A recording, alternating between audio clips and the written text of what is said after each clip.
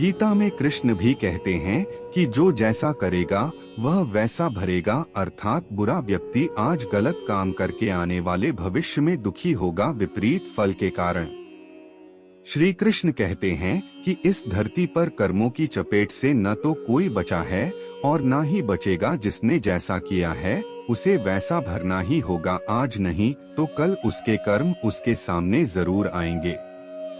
श्री कृष्ण जी ने भी गीता में कर्मों को ही सबसे उत्तम बताया है, क्योंकि कर्म हो हमारे भाग्य का निर्माण करते हैं।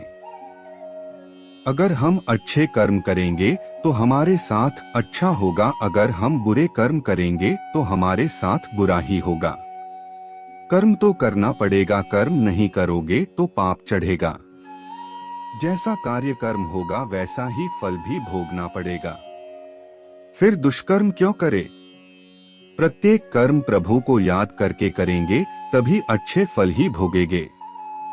धन दौलत सुयश खुशियाँ सफलताएं सुखी परिवार रोना हमारे कर्मों का फल है, और पीड़ा दुख बीमारियों आफत दुखी परिवार रोना हमारे ही बुरे कर्मों का फल है। भूतकाल में हमने जो किया था उसका फल हमें अब मिल रहा है। भूतकाल में हम जो भोग चुके हैं या हो सकता है इस जन्म में भोगेंगे। श्री कृष्ण ने समझाया कि भीष्म पितामह सुख दुख से जय पराजय से परे हैं। वो जानते हैं कि जो होने वाला था यही हुआ। भीष्म ने श्री कृष्ण से कहा, भगवान मैंने ध्यान करके अपने 73वें जन्म तक देखा। मैंने तो कोई कुकर्म नहीं किया, फिर मुझे बाणों की शैया पर क्यों सोना पड़ा?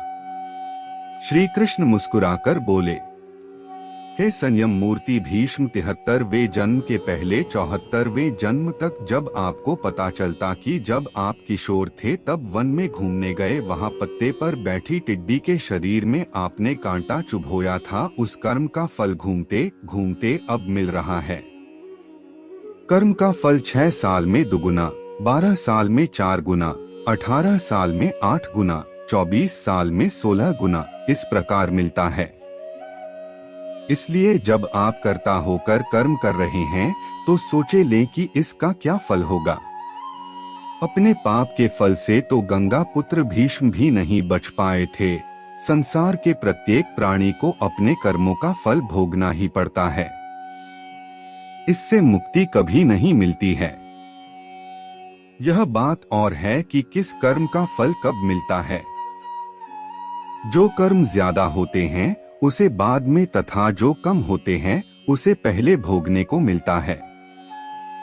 वैसे इसका कोई एक ही पैमाना ना होकर परिस्थिति तथा दैवी कृपा से निर्धारण होते देखा या सुना गया है। यदि अच्छे कर्म ज्यादा हैं तो बुरे कर्मों का फल इसी जन्म में तथा अच्छे का फल अगले जन्म में या इसी जन्म के बाद के दिनों में भोगने को मिलता है। जैसी करनी वैसी भरनी, यही प्रभु का न्याय। बोए बीज बबूल के तो आम कहां से खाए, जो जैसा बोए बीज यहाँ करनी का वैसा ही वो फल पाता। दूसरों के घर में आग लगाने वाला खुद ही उसमें जल जाता। राधे राधे दोस्तों, वीडियो पसंद आई तो लाइक और चैनल को सब्सक्राइब जरूर करना।